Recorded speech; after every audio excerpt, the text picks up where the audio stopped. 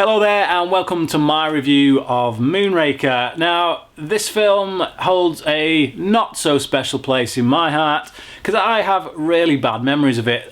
Before I started doing this series of reviews, about a year ago, just over a year ago, I watched all of the Bond films and I've been watching each one again consecutively as I come to review it. This is the film that I've been least looking forward to reviewing because I knew that before I reviewed it I'd have to go back and watch it again. When I watched it last year it was quite a painful experience, but the question is, was it the same second time around? Well, the easy answer to that is yes, it is, quite frankly, but there are still a few good things about this film, so let's delve into those first. First of all, the opening credit sequence. This is an action sequence that is basically a skydive fight scene, and it's shot really well. It was actually shot by director John Glenn, who is the second unit director on this film. And he would go on, well, in the next film actually, to become the main director. And he clearly has a much better handle of action than the director of this film, Lewis Gilbert. And Lewis Gilbert's handling of action sequences throughout this franchise, to be honest, have always been a little bit weak. And that's becomes even more noticeable when you see this opening sequence that's been handled by John Glenn. It's a really stunningly shot sequence. It's really well thought out, very well choreographed, and you can see a lot of planning has gone into it, and it's beautifully shot. What I will say, however, is that in the editing process they could have done with taking out some of the kind of close-up shots of Jaws, as we can clearly see that it's not Richard Kiel playing this guy doing the free fall. It's a stuntman, and it's not funny either. They're trying to inject humour, as they do throughout this film, into the Jaws character by seeing his reaction when his parachute doesn't open, and they just linger on it for far too long. It's not funny at all, and it kind of diminishes what is otherwise a really spectacular opening sequence. We have another great opening title song by Shirley Bassey. This is actually my favourite of her songs. She's done 3 songs for this series altogether. She did Goldfinger, Diamonds Are Forever, and now this one. This is more of a ballad song, and I really like it. It is her best work of the series. The plot for this film feels fairly familiar. It's something we've kind of become accustomed to throughout the Bond films. They recycle the same ideas again and again. It starts with the theft of a shuttle, a space shuttle, much in the same way as we've seen the theft of space shuttles in You Only Live Twice and submarines in the previous film. We're on familiar ground here, and the villain as well, Drax, is pretty much Stromberg, to be honest, from the last film, only this time, rather than trying to create a new world beneath the oceans, he wants to create it above the earth in space. The plot all seems a little bit moot, to be honest. It's a little bit pointless because Drax is this billionaire character. He's clearly a billionaire if you look at the mansion he lives in and the industry he owns, and he steals a space shuttle that he has made for the US government.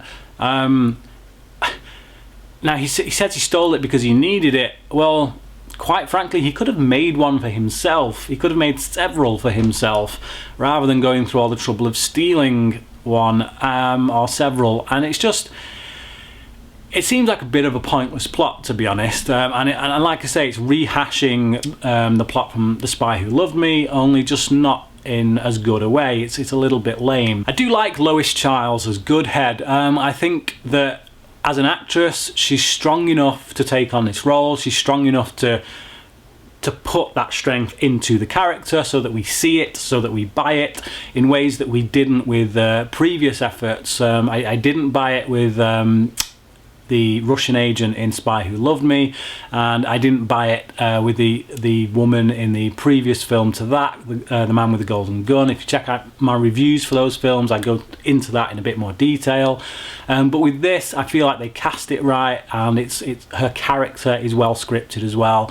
So this is probably the strongest female character we've had since Tracy, as played by Diana Rigg in On Her Majesty's Secret Service, and it's all the better for it. We get a couple of scenes in this film that are really Hammer horror inspired. I really feel like they've drawn a lot of influence from the Hammer films of the 70s. Primarily the sequence in which Drax lets loose his hellhounds, essentially, on this woman and one of his underlings who he feels has betrayed him.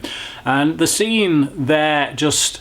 it feels like it's something straight out of a Hammer film, not least because of the Hellhounds, but also Drax himself feels like a villain who would sit quite well within a Hammer film. But the way it's shot with the misty forest and the way it ends on the church bells as she is killed towards the end of that scene, it all just feels Hammer. And a couple of scenes after that, we get a hitman trying to take out Bond, and he rises from this coffin like some kind of undead guy, and it's just, yeah, very, very much a heavy influence from Hammer in this film, to be honest. Roger Moore is also very good as Bond in this film. I think he's really settled into the role now. He's comfortable with it. He's confident with it, so that really shows in his performance. It's just a shame about the film that he's in. As for all the positive things, that's really all I can say about it. Everything else about this film is just awful. There's loads of scenes in this film where they've sped up footage. The scene where Drax clicks his fingers and his dogs start eating this meat that he's put in front of them, and I guess they just wanted the dogs to look more vicious as they dig into this meat, but it just looks cheesy and hokey because they've sped up the footage of them eating this meat, and it just looks weird. Immediately it took me right out of the scene. As I say, several times throughout the film they employ this tactic of speeding up footage, such as with the G-Force machine.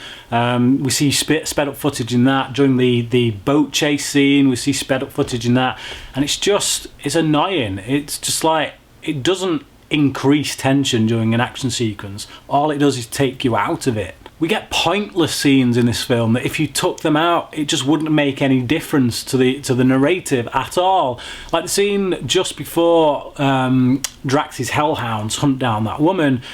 Bond has a meeting with Drax, essentially just to tell him he's leaving, bye-bye, and one of Drax's hitmen tries to take him out, but Bond takes the hitman out instead. And it's completely unnecessary because we've already seen that Drax is trying to take Bond out, and we get more scenes just after in which his men try to take him out.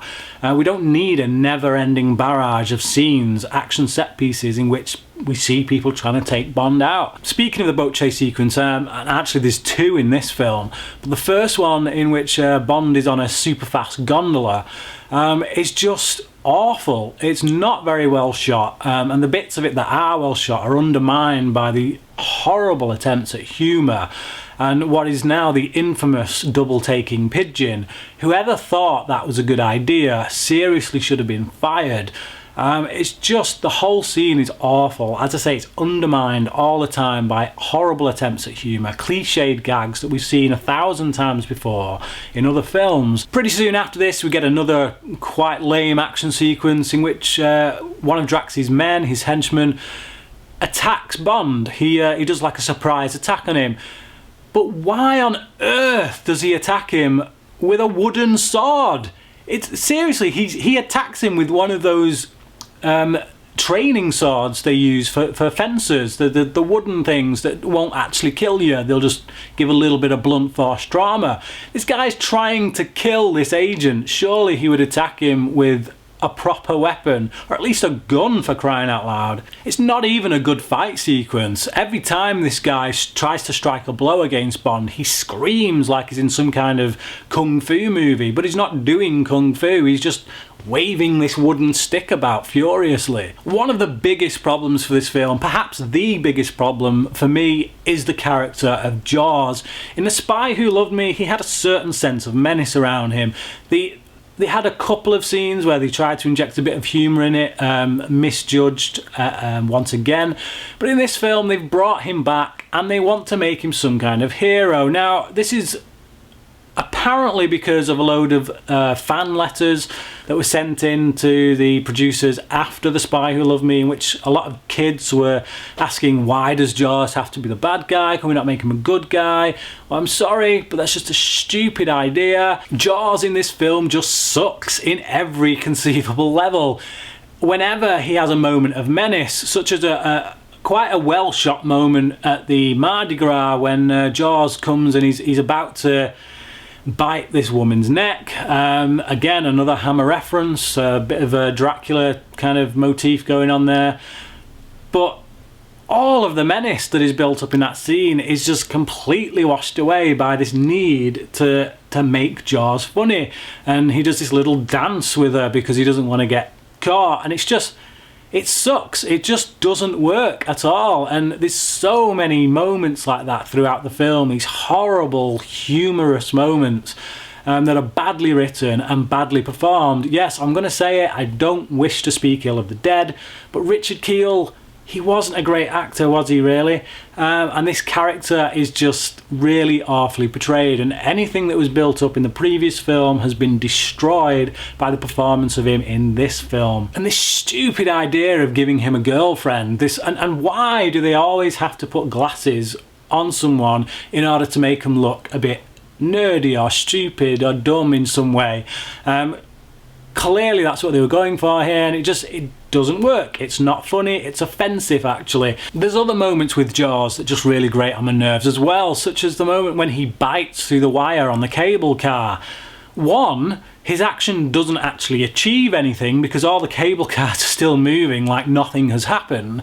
But two, his teeth are made of metal. His jaw is not. The rest of the muscles in his face still have to kind of take the pressure of biting through that cable.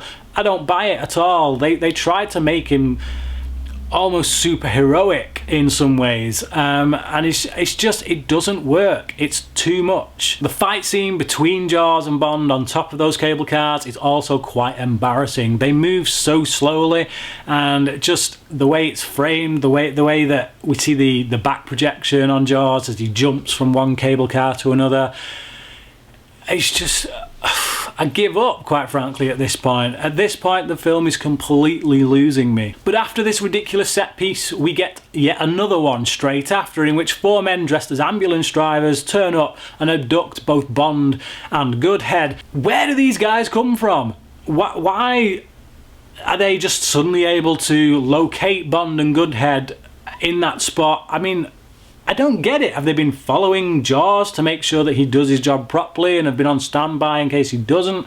It's a little bizarre that they can just turn up like that and take Bond and Goodhead, and it's annoying. It's just an annoying sequence. The other thing is that Jaws was sent to kill these two. Just kill him outright. That's what he was sent to do. So when these guys turn up, these four ambulance guys, they kidnap Bond and Goodhead. And we learn later on that Goodhead has been held captive inside this rocket silo. It's like, either you want to kill him or you don't. Just get on with it. After Bond escapes, we get this really random scene of him on horseback, dressed in a poncho, with some Magnificent Seven music playing over the top as he makes his way to home base. And you're just thinking, what on earth is this film? And something else that I've never bought in the Bond franchise is that no matter what country Bond is in, he always goes to home base, and there's Q, there's M, and there's Moneypenny. It's like, do they just travel the world taking the same operation wherever they go? They would stay in London, surely. Surely Bond would just phone through, get whatever information he needs off them there, and if he needed anything off Q, fine, they'd send it out. But this constant repetition throughout the films of having them wherever, it makes no sense whatsoever. It's stupid. From there, Bond is sent to investigate the location of a rare flower that Drax is apparently using to come up with a virus that is going to wipe out the rest of humanity. And it's just straight into another set piece, another boat chase sequence with some really bad rear projection on Jaws, a bad performance from Richard Kiel with Jaws, and just, again, some mind-numbing action that's just like, why are we watching this? Pretty soon after this, we get Drax returning on the scene, and he's giving these like monologues and these speeches to Bond all the time, every time we see him, and it comes off as a second-rate Doctor Who villain. What I will say is that Ken Adams' sets, as per usual, are absolutely stunning in this film. It's a shame that some of them only get a few seconds of screen time because they seem to be dashing along so fast. But yeah, Ken Adam, as usual, fantastic job. The whole sequence in which the shuttles go up into space and which Bond and Goodhead get on board one is also quite ridiculous. For one reason, just how easily they get on board this ship. Where are the other pilots? They have a pre-programmed flight plan, so they don't have to do anything. They just sit there and the shuttles go up. So when they get into space, why is it that, I mean, it's only a little throwaway scene, but Goodhead reaches out for this pen and this clipboard that's floating in the craft, and then she starts writing something on it. She literally pulls the clipboard down to her and starts writing something with the pen. What are you doing? You got nothing to do with this mission. Your mission is to get up onto that shuttle, get on board the space station, and stop Drax doing from what he's doing. Why are you taking time out to fill out the paperwork that one of Drax's henchmen should be doing? Everything from this point on moves really slowly as well, and it feels like they're trying to get a cross between a Star Wars kind of vibe and a 2001 A Space Odyssey. Unfortunately, you have none of the excitement of Star Wars and none of the class of 2001. Now, I've never personally liked 2001, but I accept that it's brilliantly shot, it's beautifully filmed. But this film it takes all of the slowness of 2001 and that's it. And as far as competing with Star Wars, it just doesn't cut it. I mean, the special effects in this film are not even as good as 2001, and that film came long before this one. And the Star Wars ripoff is completed by Bond taking over using manual control of his shuttle's weaponry systems in order to bring down the last of Drax's devices. And I swear you can almost hear Alec Guinness saying, "Use the Force, Bond." The movie closes with a different rendition of Shirley Bassey's opening theme song. This is more of a disco type version. It isn't as good, and all it does is add insult to injury in what is surely the worst Bond film of all time. I give this film a 3 out of 10. And so there you go, there's my review of Moonraker. Now, I know I've been harsh on this film. Maybe some of you might think I've been a bit too harsh. Maybe some think I've not been harsh enough. But I want to hear what you think. What do you think of this film? Comment below and let me know. And until next time, thanks for watching.